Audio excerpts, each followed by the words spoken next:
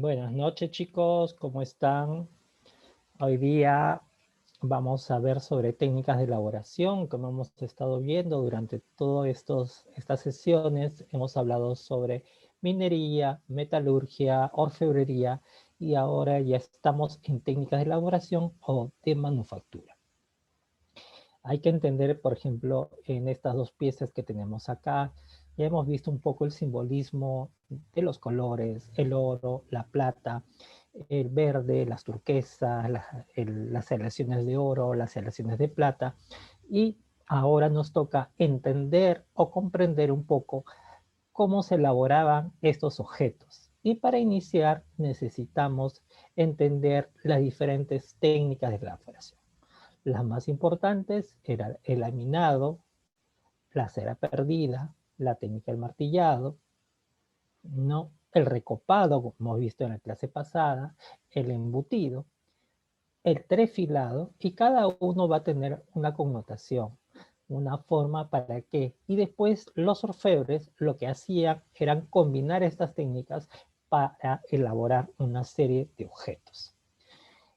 Además de estas técnicas, también se empleó mucho las uniones mecánicas que no tienen ningún tipo de calor, y las uniones metalúrgicas o más conocidas como soldaduras.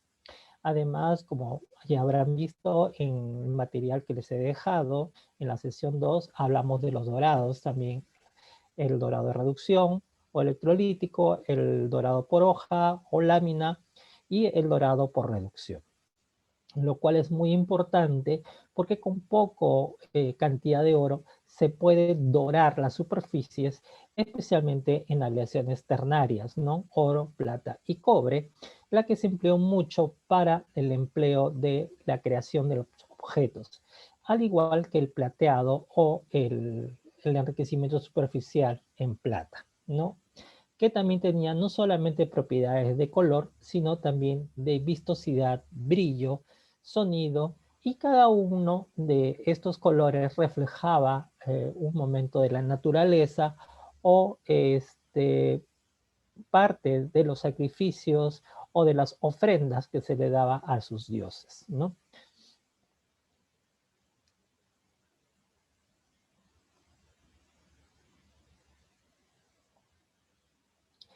Empezamos un poco con la tarea que les había dejado de las piezas, ¿no? En este caso, ¿ustedes qué ven?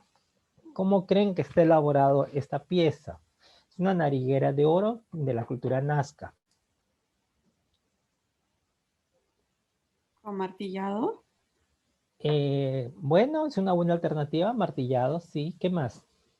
Yo creo que está laminado. Laminado, ya. ¿Qué Y más? calado también, ¿no? No. Claro, calado, sí. Pero ¿cómo creen que está elaborado? ¿No? Yo he martillado o he laminado una lámina, he hecho una lámina y después ¿qué más he hecho? He calado, posiblemente ¿qué cosa he hecho? ¿Cómo creen que ha sido elaborada esta pieza? Bueno, yo creo que además se unió, digamos, a través de ese, me imagino que puede estar soldado con, no sé si está hecha de una sola pieza, me da la impresión de que está unida por ese Alambre. alambre, digamos, de... Claro, por la escotadura prácticamente, ¿no? Justamente yo se las pongo porque es una pieza que yo también tenía las mismas preguntas y que vamos a ir justamente tratar de desarrollarlo, porque la idea de nuestro ejercicio es que veamos un objeto y de acuerdo a lo que nosotros vemos, nuestras creencias, de acuerdo a lo que nosotros sabemos, podemos creer cómo está elaborado, ¿no? Entonces, por ejemplo, yo creo que esta pieza ha sido laminado, como bien dice, en una lámina, primero en base a un lingote, en una chapa, al martillado, y después han formado tres partes, ¿no? Por decirlo así, la parte de los bigotes, que es la parte superior, la parte inferior, que es la de los baberos, la han recortado, ¿no? Definiendo las figuras, ¿no? Y posteriormente han hecho el hilo y lo han soldado. Para mí esa es la parte más fácil, lo que vendría a engancharse en la nariz, ¿no? En las fosas nasales. Para mí esa sería la técnica más fácil para elaborar. Pero antes de eso, pues haría el diseño de los ojitos, la carita, la boquita, ¿no? Y acá los costados son felinos, que prácticamente son con un repujado muy sencillo. Esto se los dejo a ustedes, vayan pensando, porque después vamos a ir conversando cómo está elaborada esta pieza, ¿no? A mí me parece muy bonito, muy interesante. Una de las primeras técnicas más empleadas en los Andes centrales es el laminado. En este caso, les he puesto un ejemplo muy sencillo, que es una nariguera de oro de la cultura Vicus, ¿no? Por esta forma que tiene, en medio acorazonada, si se dan cuenta, en la parte superior achatada, que muy común en las narigueras es este tipo de escotadura y especialmente este tipo de reborde donde va a ingresar a las fosas nasales, ¿no? ¿Cómo se elaboró esta pieza? Ya hemos visto que las aleaciones, uno de los puntos es bajar los puntos de fusión o el bajar las temperaturas para poder fundirlas, alearlas y también poder aprovechar el punto de recocción o de recalentamiento para volver a homogenizar los gránulos y seguir martillando para que la pieza no se quiebre o se fracture durante el tratamiento. Porque yo esta lámina la puedo seguir martillando, pero si es que la pieza llega un momento que pierde su plasticidad, ¿no? Y se vuelve totalmente quebradizo, y también debido a las intrusiones o consistencias que no han sido purificadas, porque en esta época, acuérdense, no había el refinamiento que teníamos actualmente, ¿no? Y actualmente, por ejemplo, la plata fina o la plata piña que le llamamos acá, tiene 99.99% de pureza. El oro más alto es de 24 quilates.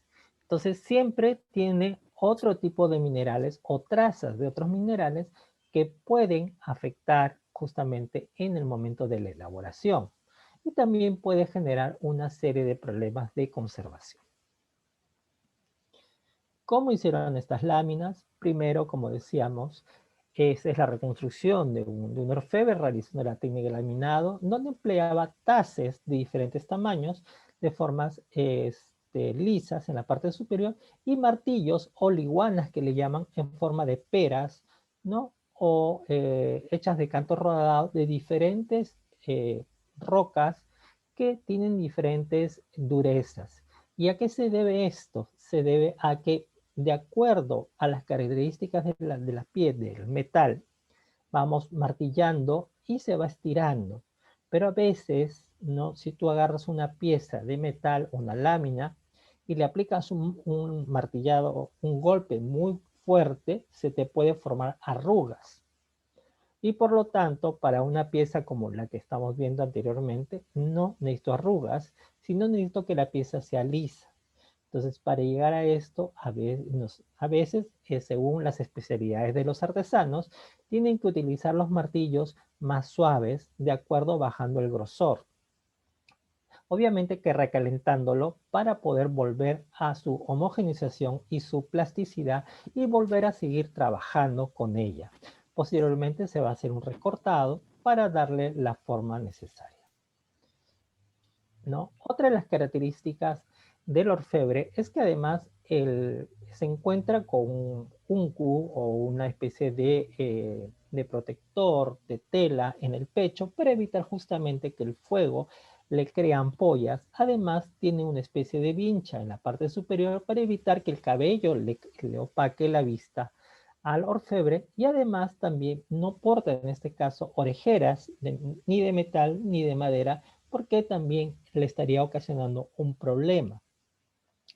Se han encontrado orfebres, no tumbas de orfebres, en que los maestros tienen problemas de oído por el constante sonido del martillado y brazos muy trabajados debido justamente a esta acción del martillado y recalentamiento. No, estas, como vemos acá, son una serie de herramientas que se tienen de épocas precolombinas, ¿no? Estos, como decimos, son los taces o yunques que tienen diferentes formas, ¿no? Y van a cambiarse de acuerdo a las necesidades. Y también tenemos diferentes tipos de martillos. La diferencia es que no tienen esos mangos de madera, sino que son hechos para utilizar en la mano. Muchos de estos martillos, como vemos acá, y de estos tazos, son elaborados por los mismos orfebres para elaborar sus técnicas de acuerdo a sus necesidades y sus características.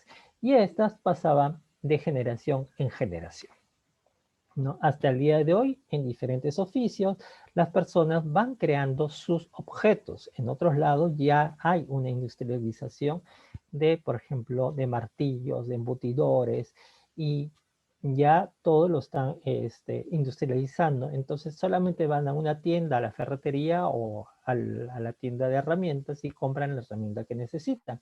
Pero acá todavía en Perú, en Ecuador, sé que en Bolivia, y quizás en Chile, no lo sé todavía, y en otros países latinoamericanos, todavía tienen la necesidad de realizar sus propias herramientas.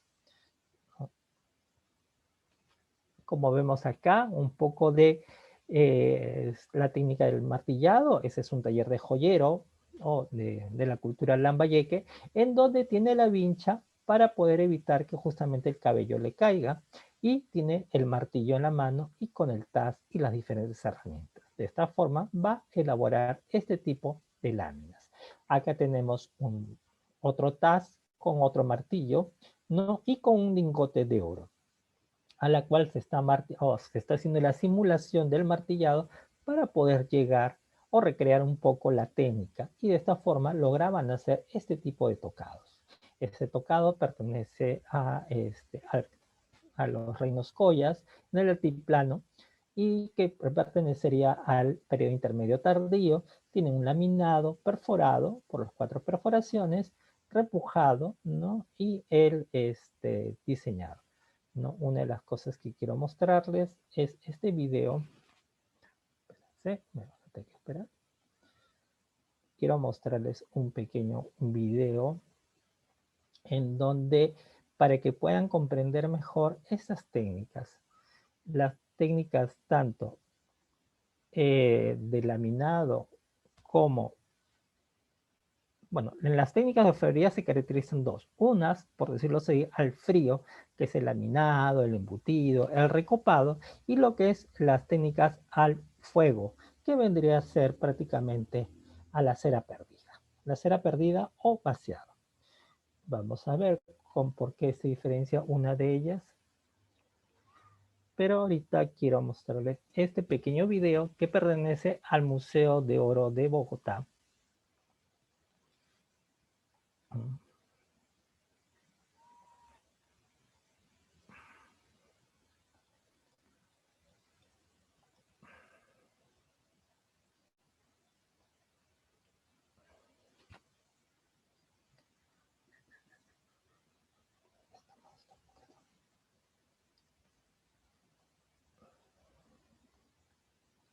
Los enlaces los tienen en el, en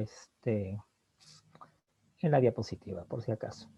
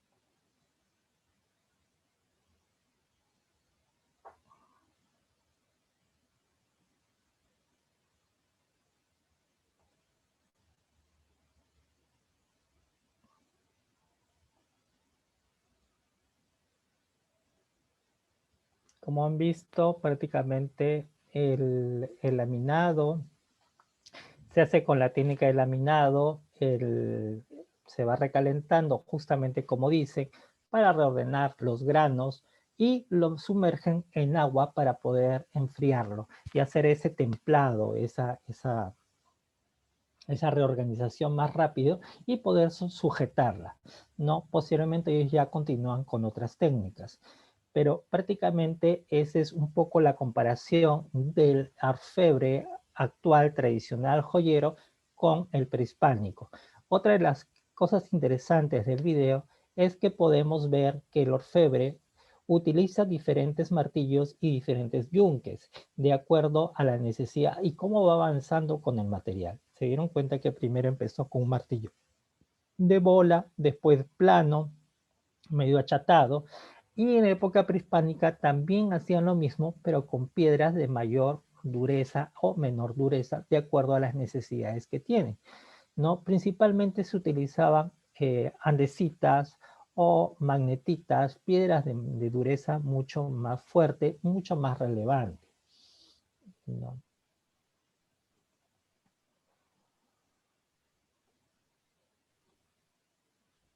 Entonces, ahí les dejo el enlace para que ustedes también puedan verlo. Ya les he enviado el material de esta clase donde tienen las técnicas, los orfebres olvidados de Herr Leishman del Museo Precolombino Chileno, donde está prácticamente un resumen de todas las técnicas de orfebrería. También tienen las herramientas o la tesis de Paloma Carcedo, los plateros indígenas de la doctora Luisa Vetter, y otros materiales de cera perdida para que puedan tener un mayor conocimiento de lo que estamos viendo, ¿no? Una de las técnicas más interesantes que se utilizó especialmente en Colombia y en Ecuador, también fue utilizado en los Andes centrales y también en el noroeste argentino, es la técnica de la cera perdida. En este caso es una figura antropomorfa de plata de la cultura chimú y que está en posición de cunclillas, ¿no? Que se encuentra abriendo una concha espóndilos. Este objeto es parte de una estólica, es un gancho de estólica que era un instrumento para propulsión, para emitir justamente proyectiles. Lo interesante, lo característico que ustedes pueden ver de esta pieza, a pesar de el tamaño es una pieza muy chica y el trabajo es muy delicado, tenemos estas manchas o que la superficie ha sido como especie de puntitos. En este caso no es ningún tipo de corrosión, sino son las fallas del vaciado. ¿Y a qué se debe esto? Justamente vamos a seguir viendo esto. ¿Qué pasa? Que la pieza, por ejemplo, para hacer estas piezas se utilizan moldes, moldes de arcilla o de material refractario. También se puede utilizar arena. No son moldes bivalvos, como en este caso, o moldes univalvos. ¿No? El proceso de elaboración, como vamos a ver, es primero tallar la figura en cera con unos palitos de tipo bambú que pueden haber sido utilizados de guarango o de algarrobo, que son muy típicos de la costa, especialmente porque este molde se encontró en el Rinconada Alta, acá en la ciudad de Lima, y pertenece al Horizonte Tardío. Se ha afiliado estilísticamente a la cultura Ishma Inca y estudiada por la doctora Luisa Vetter, a la cual afirma que los análisis microscópicos han afirmado que se trata de arcilla con inclusiones de sílice, ¿no? Pero además también se ha encontrado algodón, y de esta forma ella conecta esta pieza con los orfebres de San Pedro de Rachi en el Cusco, que hasta el día de hoy siguen elaborando las mismas técnicas. Es decir, ella está confirmando las teorías de que los incas se llevaron a los orfebres, tanto chimú, ishmas e incas, a la zona del Cusco, ¿no?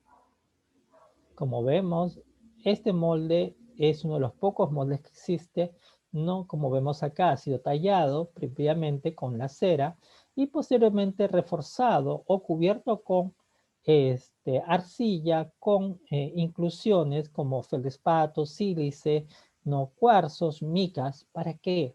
para que ayude a aguantar las altas temperaturas que son necesarias para vertir el metal, ¿no? Posteriormente, esto se coloca en un fogón, como lo vemos acá, y se vacía el metal líquido, ¿no? Y hemos visto que nuestro metal más bajo, por ejemplo, tiene entre 960 y 980 grados centígrados. Entonces tenemos la necesidad de calentar el lingote y el crisol a estas temperaturas para que pueda vertir el metal hacia el molde. Pero además también el molde tenemos que tenerlo a esa temperatura. ¿Por qué? ¿Qué es lo que pasa? Que si el molde no tiene esa temperatura, el metal no fluye y se puede enfriar en cualquier zona. Entonces justamente va a crear esos problemas de vaciados o mal vaciados, ¿no? Y posteriormente al enfriarse se rompe los moldes y de esta forma por eso hay muy pocos moldes que se encuentran de cera perdida.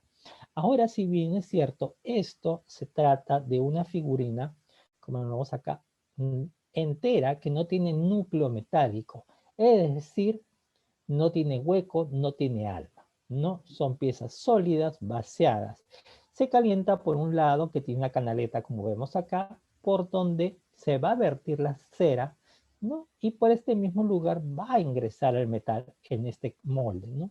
Pero hay otros moldes, como tenemos acá, que son mucho más elaborados, donde se va a verter la cera, pero además van a tener un núcleo o un alma en la parte interna para crear un vacío y que la parte superior o la parte interna quede hueca y pueda crear se puede aprovechar mejor el metal, ¿no? En este caso, por ejemplo, vemos acá en la parte inferior que es un venado, una taruca que tiene cascabeles. Y la parte interna ha sido cubierta con otro tipo de materiales para poder colocarle una piedrita y que pueda producir un sonido con el choque metálico, ¿no? Entonces también de esta forma utilizan el sonido para que es muy importante para el mundo andino y para elaborar esta técnica, ¿no? Entonces, como verán, estas dos técnicas son importantísimas que tenemos que entender. Una es el laminado, ¿no? Y la otra es la cera perdida. Voy a compartirles ahora el video, el otro video. ¿No tienen alguna duda, alguna pregunta? Por favor, háganmela saber. Mientras que vamos cargando el material.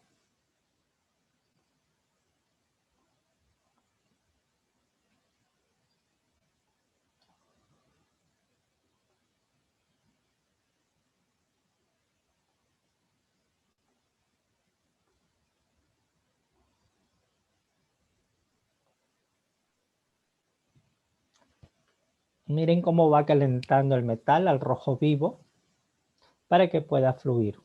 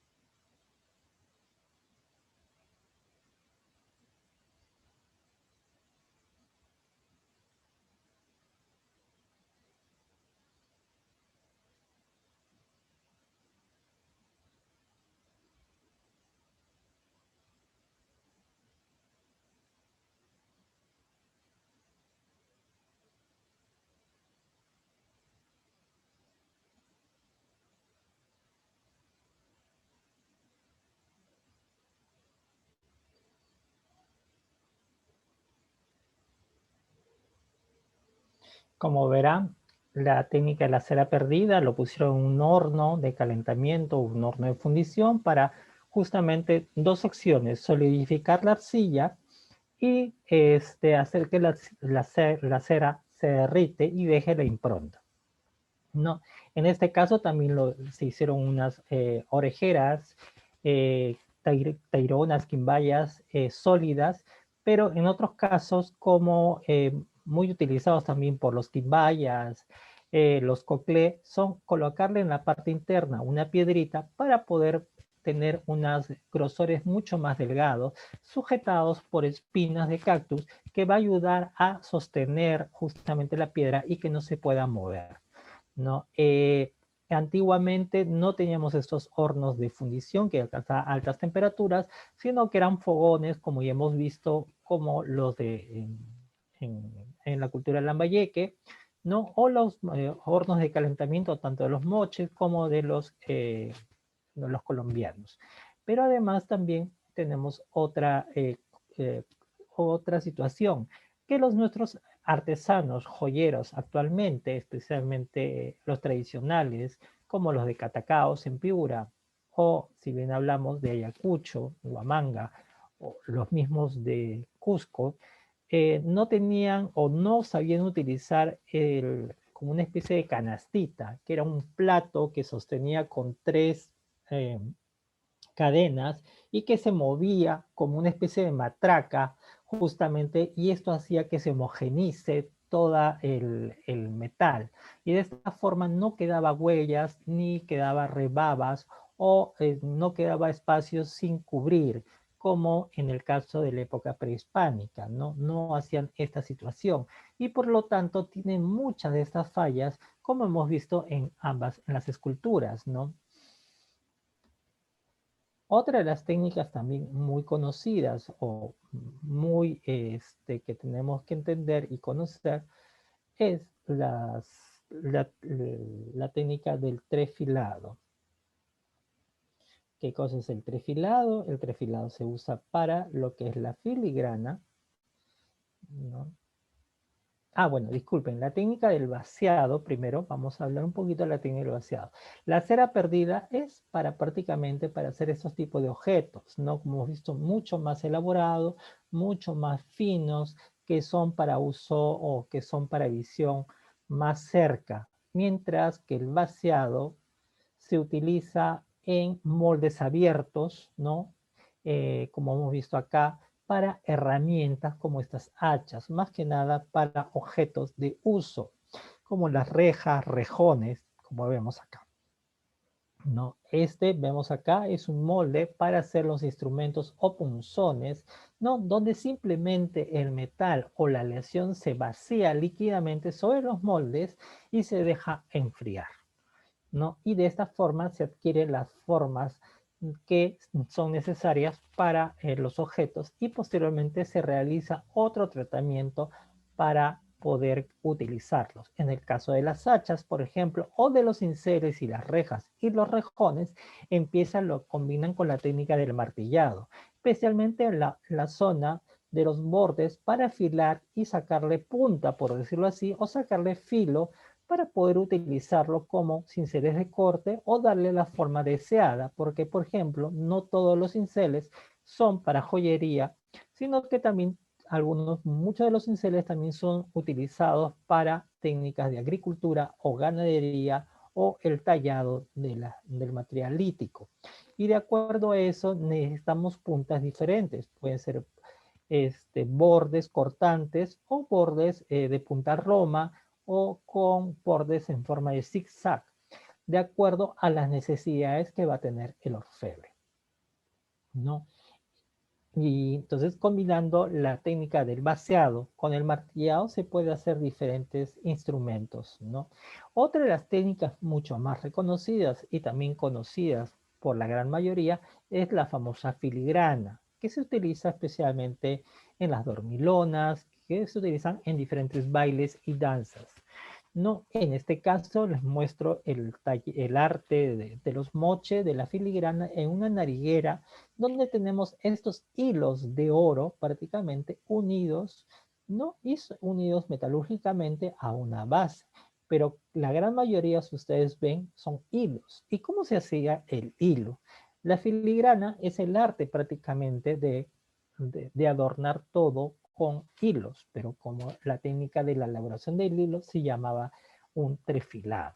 ¿Y qué era el trifilado? Era formar hilos. ¿Cómo se hacía? Actualmente se utiliza este tipo de herramienta que se llama trefiladora, ¿no?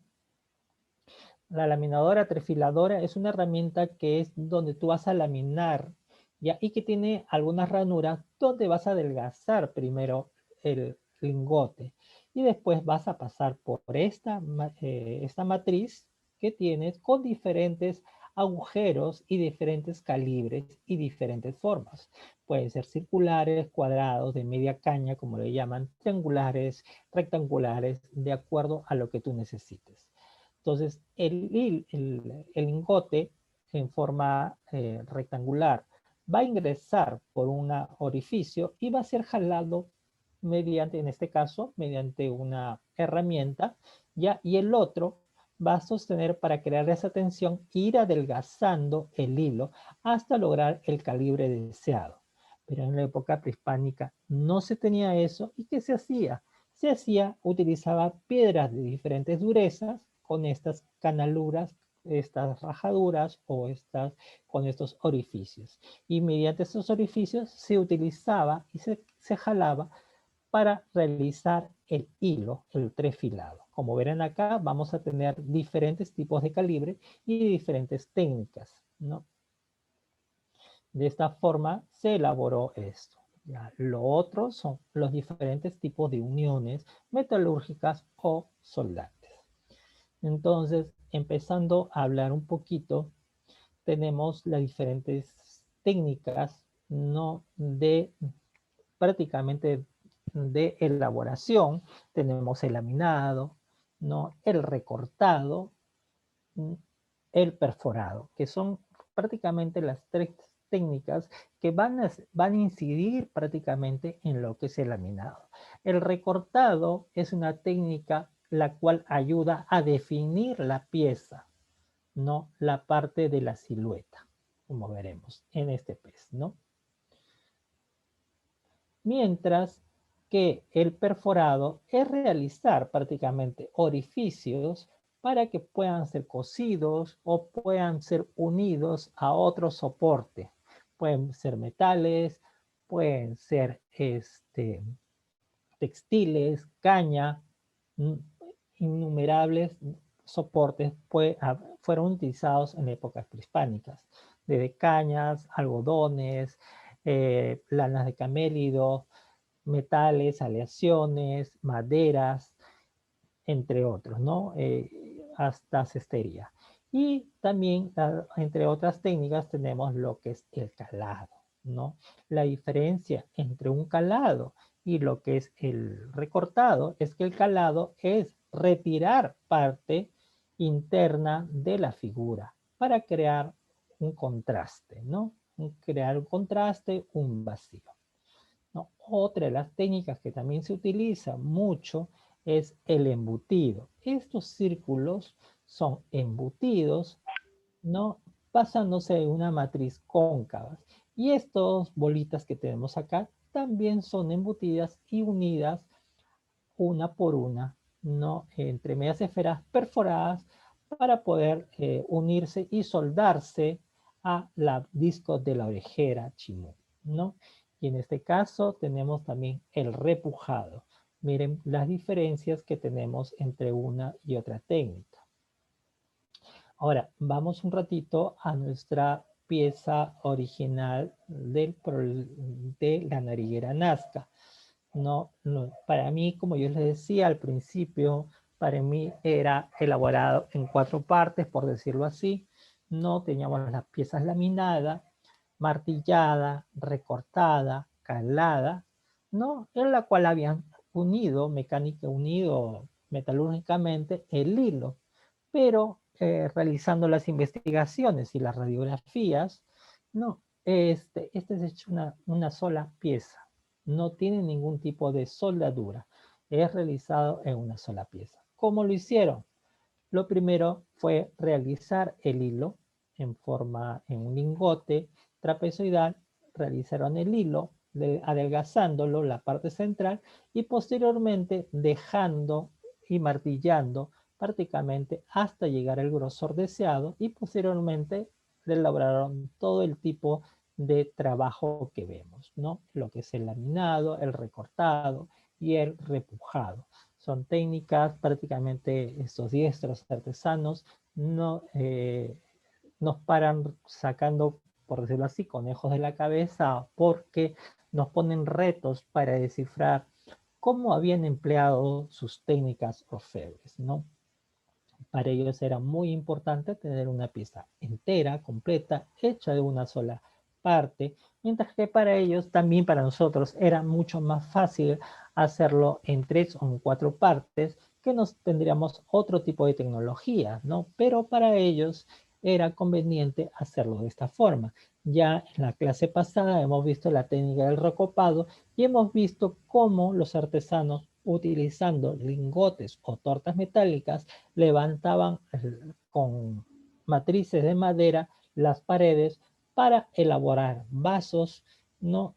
Vasos retratos o simplemente vasos, ¿no? Sin ningún tipo de soldadura, a excepción que cuando se les sacaba el material o tenían la parte superior faltante, la aumentaban con otro cilindro con la misma técnica del recopado, ¿no? Aumentándole una por mediante soldadura horizontal, jamás vertical. Entonces vemos la destreza de estos grandes artesanos.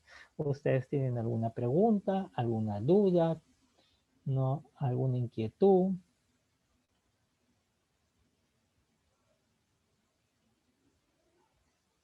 No, en realidad lo que le iba a preguntar era eso de si todas las piezas eran macizas, pero me pareció interesante lo que comentó que le ponían como una piedra dentro con agujas de cactus para poder crear superficies más finas, ¿no? Porque si no, bueno, si es un objeto decorativo no hay problema, pero si uno se lo tiene que colgar de las orejas o la nariz es más difícil, creo, ¿no?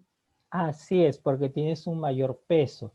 Y justamente la abeja llegaba justamente hasta Ecuador en las zonas cálidas, pero en las partes del noroeste argentina, como les he compartido el artículo de la cera perdida en noroeste argentino, habla sobre las resinas de los árboles, ya que allá no había tampoco la abeja y era muy escaso de conseguir este tipo de material. Y por ejemplo, presentó también una pieza de de los moche en cera, Sí, pero es una pieza rara, ¿no? Porque no trabajaron mucho con cera, ¿o sí? Eh, los moches. ajá. A ver, déjame ver. Ahora presenté la de los moches. Sí, el que estaba hablando, que estaba abriendo una concha de espondilus. No, no es moche, es chimú. Y Ah, sí, ocho. sí, esa pieza en la cultura chimú sí era recurrente el uso de la cera perdida, pero se utilizaba por intercambio comercial, ¿no? Ah, ok. Por intercambio comercial y se lograba adquirir estos materiales que no se tenían, ¿no? Como esta pieza. Esta pieza Ah, pertenece al sí. Museo Nacional de Arqueología, Antropología e Historia del Perú, ¿no? Es una pieza muy espectacular, muy bonita, ¿no? Además, también muestra también la influencia o el intercambio comercial que teníamos con, por ejemplo, les traían las conchas de espóndilus y la estaba abriendo, por ejemplo. ¿No? Increíble. Y la concha de espóndilos viene de aguas cálidas desde Punta Santa Elena, por ejemplo, todo lo que es los América Central, Ecuador y Colombia, ¿no? Y de ahí eran trasladadas hasta las zonas sureñas y se han encontrado conchas de espóndilos hasta en la ciudad del Cusco. Y le denominaba como el alimento de los dioses, ¿no? Y simbolizaba también la fertilidad y el cambio de estación. Y se avisaba que venía el fenómeno del niño. Y cuando había épocas de sequía, era muy recurrente el empleo de ellas para poder llamar justamente a las lluvias. Así como también, por ejemplo, los sapos o las ranas o los anfibios las golpeaban, por decirlo, para que llamaran a la lluvia, ya que ellos justamente hacían, llamaban, después de cuando llovía, ellos croacaban o llamaban a la lluvia o hablaban, bueno, tenían su lenguaje para poder. Entonces creían nuestros antiguos que de esta forma podían traer la lluvia que era elemental para la agricultura, ¿no? Ujú. Siguiendo con estos temas, les quiero mostrar otro,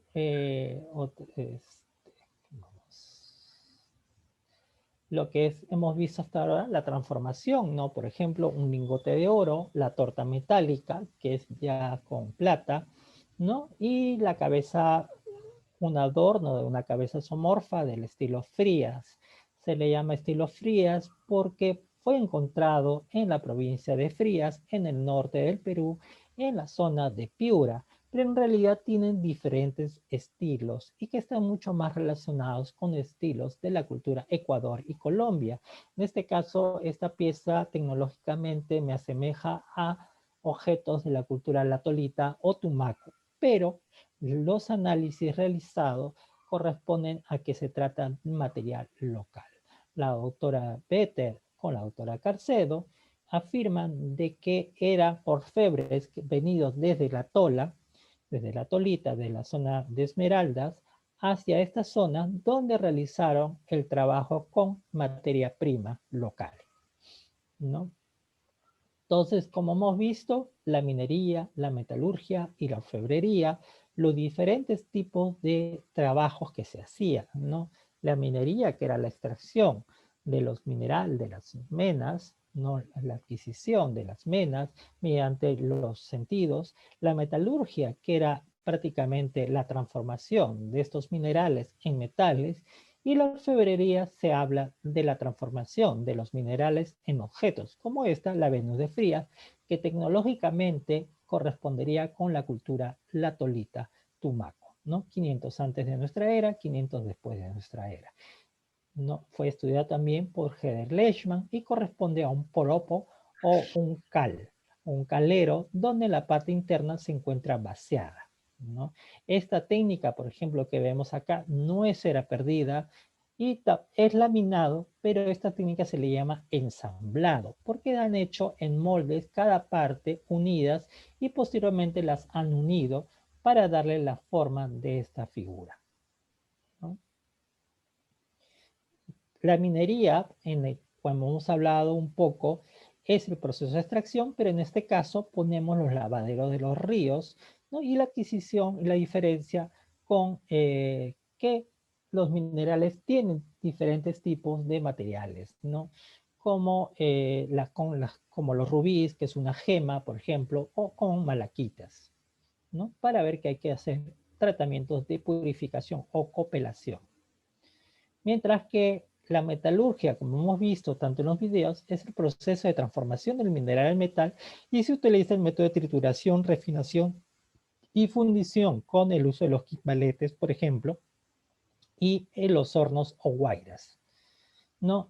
Lo que también es importantísimo era el traslado de las materias primas, las caravanas de llamas que trasladaban los minerales y metales a los centros mineros y metalúrgicos, a los talleres de orfebrería. Los caminos andinos trasladaban valles, quebradas, mesetas, hasta poder llegar a su destino, ¿no? Esas fueron fotos mías tomadas antes de la pandemia, en donde podíamos ver justamente al campesino trasladando, por ejemplo, en este caso papas, pero de esta forma también se trasladaba los minerales, ¿no? En esta foto vemos las llamas en el famoso Cerro Los Siete Colores,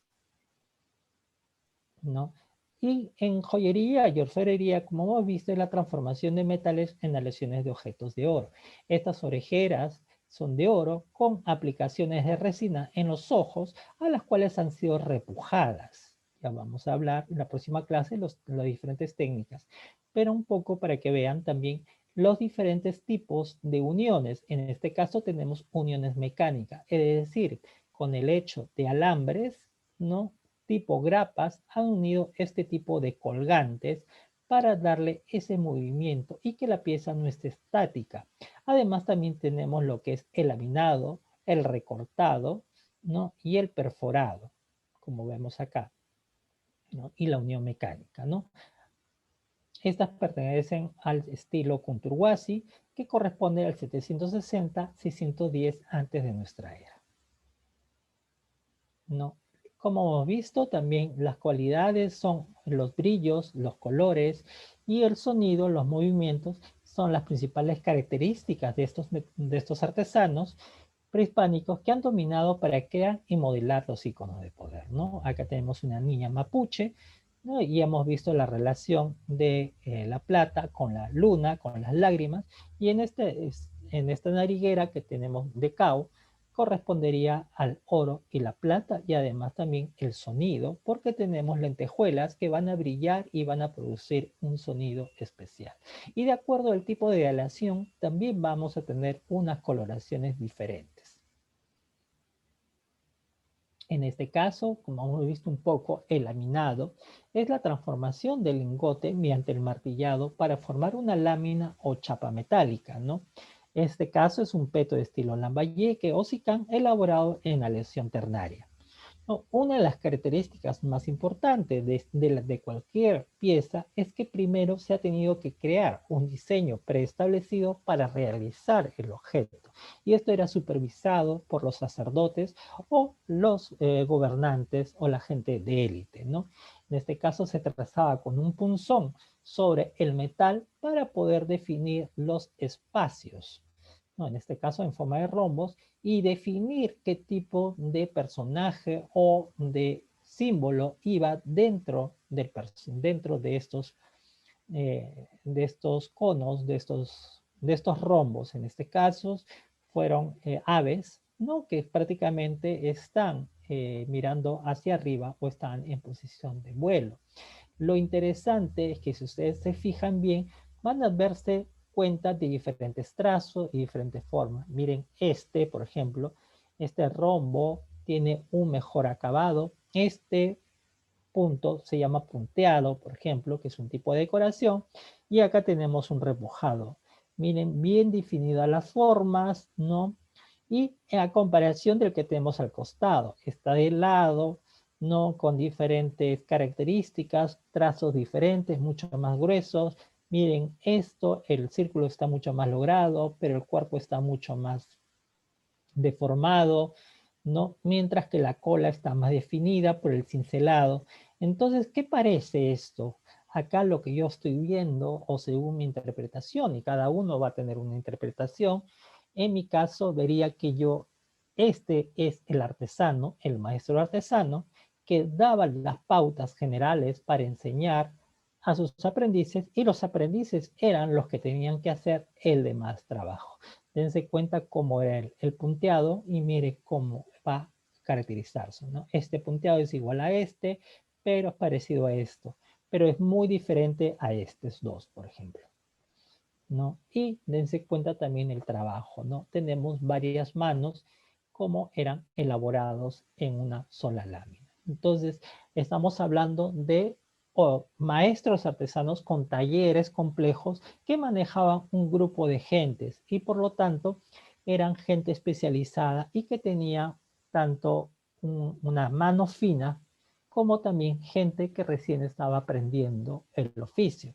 Y por lo que sabemos, eran de generación de generación. Eran familias enteras o ayus o panacas que se dedicaban a esto, ¿no? Es decir, yo tenía un hijo, y mi hijo tenía que ser orfebre o textilero y por lo tanto tenía que aprender los conocimientos heredados por mí, ¿no? Por los ancestros y por los abuelos. Entonces tenemos una continuidad, ¿no? Otra de las técnicas es la cera perdida, que ya hemos visto, pero en este caso es que emplea el orfebre para crear objetos complejos, sólidos o huecos hechos de metal fundido a partir de una escultura de cera cubierta con material refractario. Por ejemplo, es interesante esta escultura de Tayrona, que en la parte de atrás es totalmente hueca. Esta ha sido construido con núcleo, ¿no? ¿Para qué? Porque prácticamente para poder aprovechar el material, ¿no? Y de esta forma poder crear muchos más objetos. En este caso, esta es una pieza de Piquillacta, muy interesante, sólida, ¿no? Y representa a un felino, ¿no? Una figura zoomorfa, que tiene en la mano una cabeza. Una cabeza, parece de la guerra, y tiene una vara. Lo interesante, según los pocos estudios que hay hasta el momento de estas piezas, bueno, estamos hablando de bronces durante el Horizonte Medio, y obviamente sabíamos que los wari llegan a conquistar a los moches, y que esta persona, por los ojos y por las características que tiene, vendría a ser una persona moche, ¿no? Entonces vemos acá bastante influencia o también una especie de imposición de poder de una cultura con otra, ¿no? De vencidos y vencedores,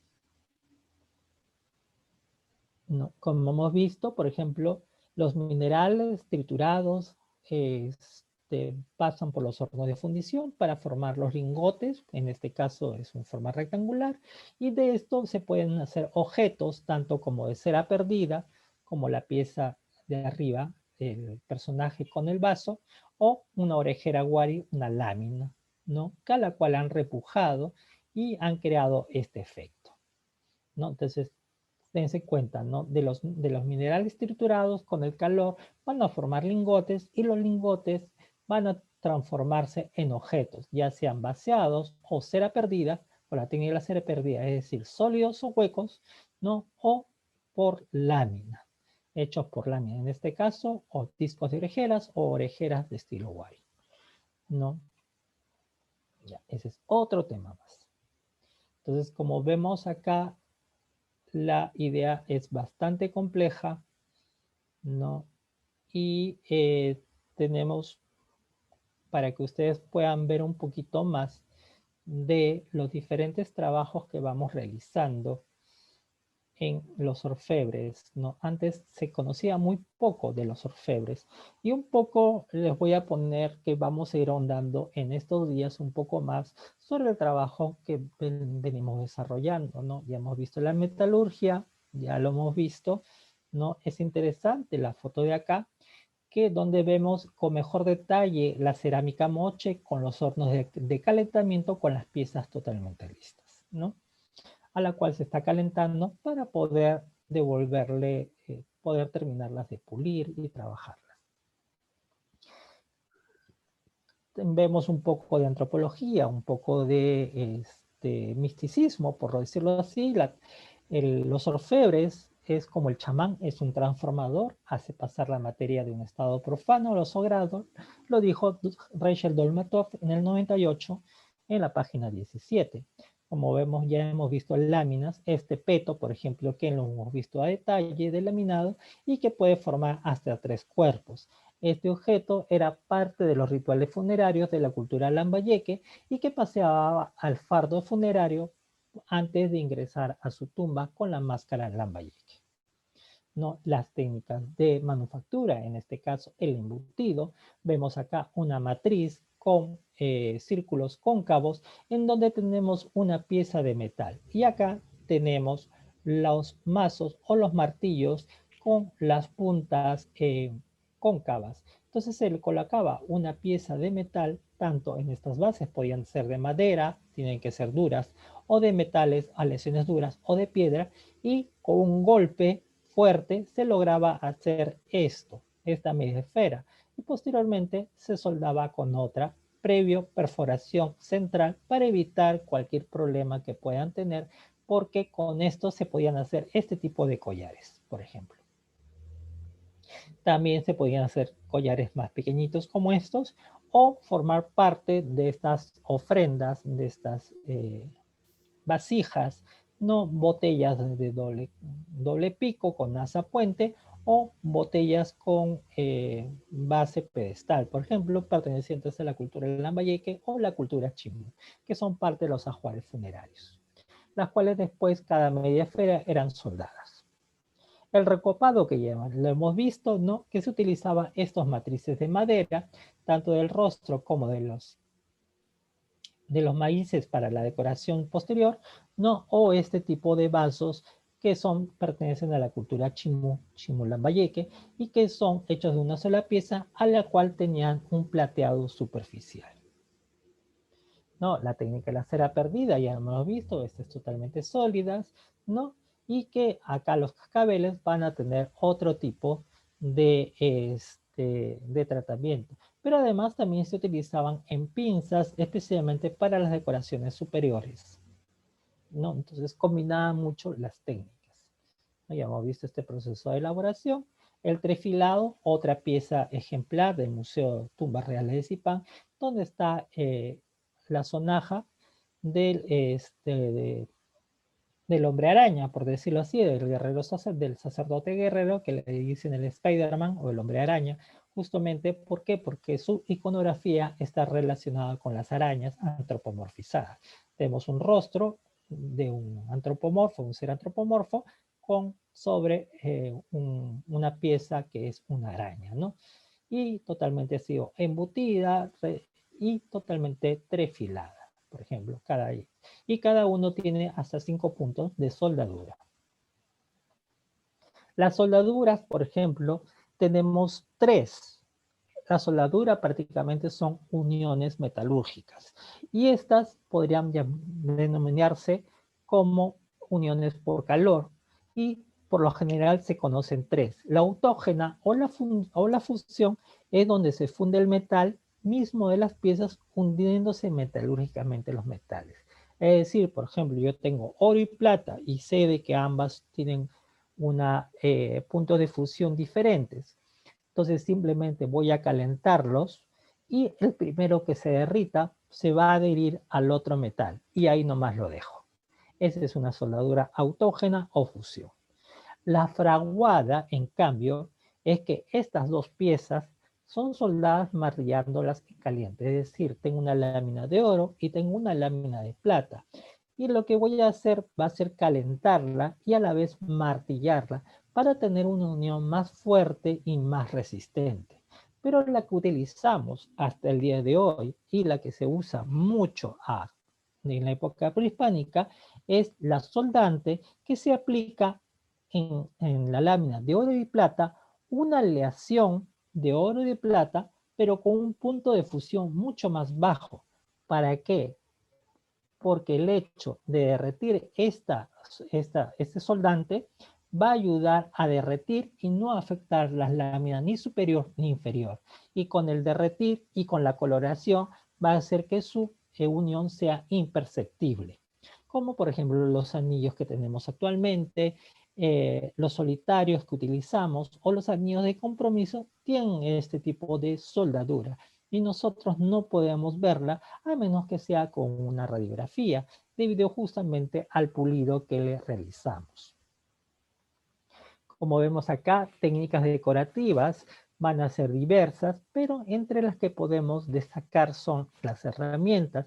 Se utilizaban maderas, por ejemplo, cuero, brea o arena húmeda, y sobre esto la lámina previamente recortada y se lograba diseñar, ¿no? En este caso se está realizando con un cincel los dientes de una máscara funeraria del estilo Ishma. Tenemos también acá lo que es el satinado, estas líneas entrecruzadas que nos va a ayudar a resaltar los diseños del repujado, por ejemplo, ¿no? Estas líneas que vemos acá son repujadas debido justamente para poder crear un contraste con el satinado, ¿no? Pertenece a la cultura chimú. Y en este caso tenemos el cincelado. Y el cincelado muchas veces está relacionado con el repujado. Pero el cincelado es prácticamente es marcar el metal con un cincel, ¿no? Para formar diseños. Esto pertenece al vástago de la orejera de la cultura lambayeque, en donde vemos una escena prácticamente de cazas de aves para la pesca, ya que abajo tenemos olas marinas con aves Y estos señores, ¿qué hacían? Mandaban redes, como vemos acá, las mandaban, las tiraban, ¿no? Para poder atrapar a las aves, y las aves las amarraban con sogas a los pies, y cuando estos iban a cazar, a pescar, les quitaban el pescado, ¿no? Y era una forma de adquirir recursos. Lo otro, lo que hemos estado hablando un poco, es el calado, es eliminar o retirar metal de las zonas para poder crear otros contrastes o crear vacíos, ¿no? Para definir mejor las formas que vemos. En este caso es la copa sonaja, detalle de la copa sonaja de plata de la cultura chimú, que fue encontrada en Huacalamisa y que representa una red con peces, por ejemplo. Y en este caso, aparte del calado, ¿no? Y el cincelado, tenemos lo que era el dorado. En este caso es el dorado por reducción, a la cual tenías una aleación ternaria y que se iba martillando, y con ácidos naturales de las plantas se iba oxidando o prácticamente oscureciendo la superficie, y que iba a ser limpiado para poder quedar el metal más puro. Y así primero se oxidaba el cobre, se retiraba y después se quedaba la plata. Se retiraba hasta que toda la superficie sea cubierta por oro. Tenía un porcentaje, una micra hasta 5 micras de grosor de oro, logrando recuperarse y dorar la pieza de esta forma. No, como hemos visto, por ejemplo, la técnica del satinado, creando contrastes entre las paredes lisas y estas técnicas para crear contrastes podrían simbolizar las olas del mar o, no sé, alguna etapa de la luna. Otra de las cosas importantísimas es la coloración, como hemos venido diciendo, y especialmente el color rojo, que es, en este caso, el hematita, ese es un pectoral que pertenece al horizonte medio de oro, y que, a pesar de que era oro, se le aplicó un color rojizo para crear estos contrastes de color y darle un mayor simbolismo. Además tenía estas dos perforaciones, y que por lo general esta pieza iba en el pecho. Entonces se trataba de un pectoral. Y acá tenemos el tumi o cuchillo ceremonial. Se le dice mal llamado tumi porque se dice que era un cuchillo y que se utilizaba para trepanaciones craneanas, lo cual no es cierto, porque esta pieza es simbólica, ya que la parte inferior no tiene filo.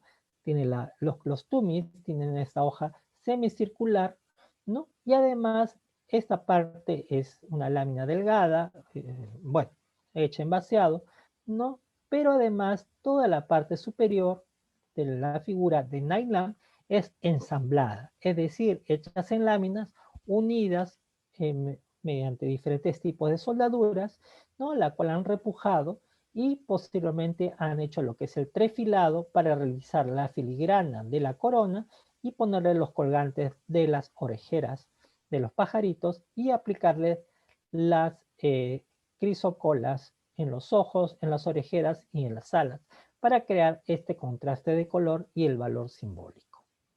No, como hemos visto, tenemos diferentes tipos de técnicas y que se van a combinar en las técnicas que vamos a ir viendo, ¿no? Esto es prácticamente un pequeño repaso de lo que vamos a ver, pero para que puedan ver y entender un poco que puedan ver un poco cómo tanto la técnica de la cera perdida como el trefilado, el laminado se combinaban unas con otras, ¿no? Hasta acá tienen alguna pregunta, alguna duda, alguna inquietud.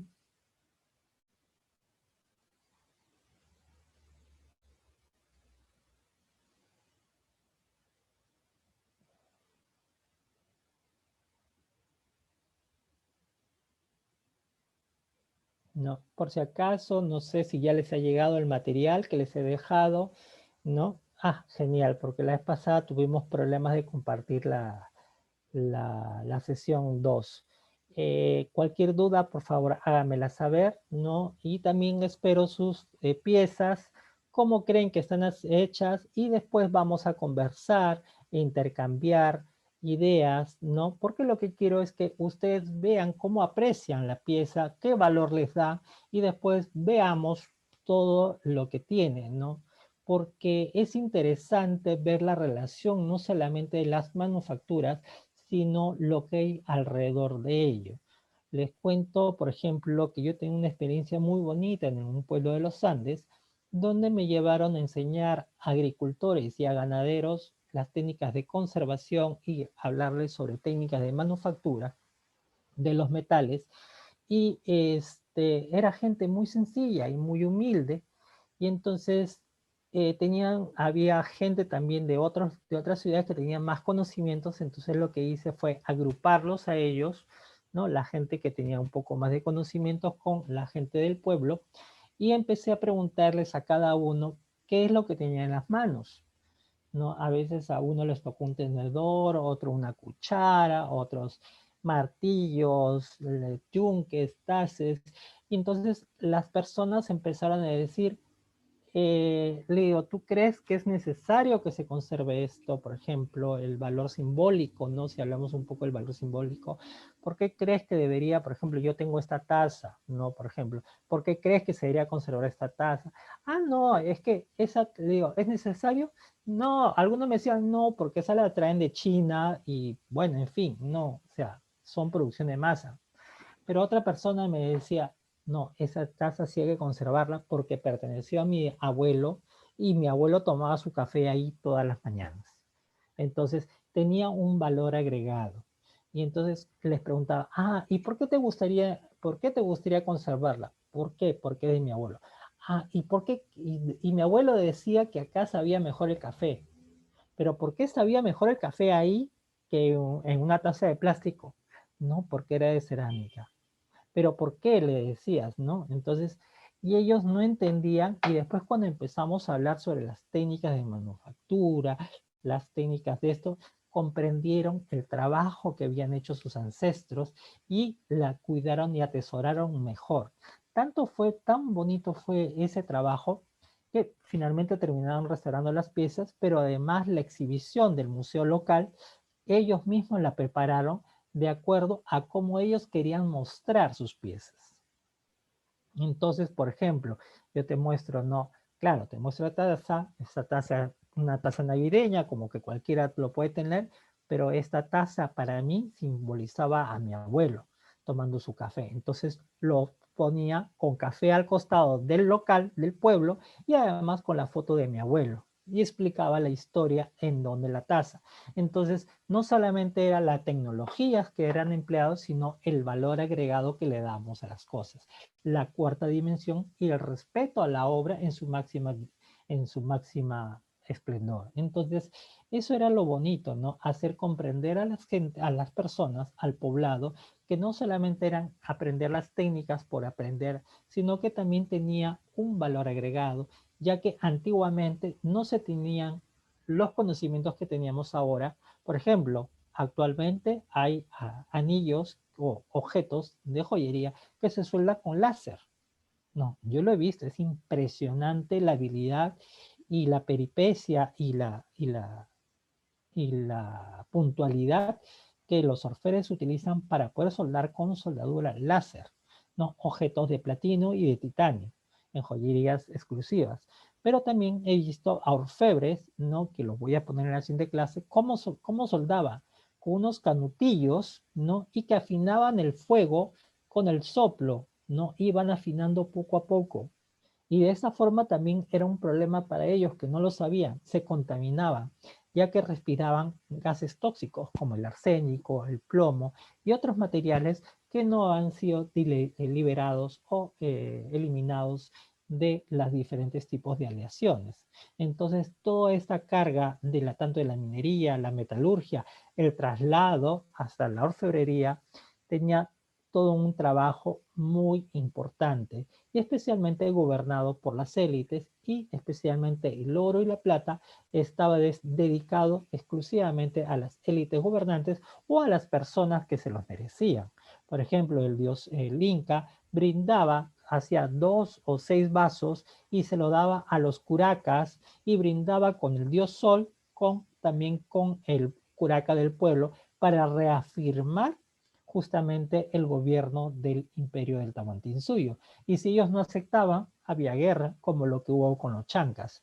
O como también, si no les gustaba lo que le decía, como por ejemplo el oráculo de Catequil en Cajamarca, los mataban a todos.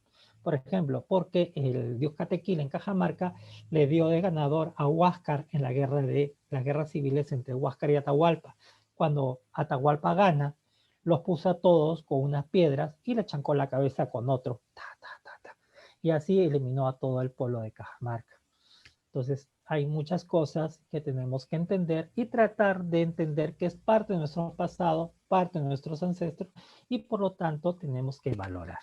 Entonces, con esta reflexión se los dejo. Por favor, la próxima clase no se olviden de sus piezas. Muchas gracias y que tengan buenas noches y seguimos conversando. Gracias. Muchas gracias. Hasta A luego. ustedes. Nos vemos. Chao, gracias. Chao.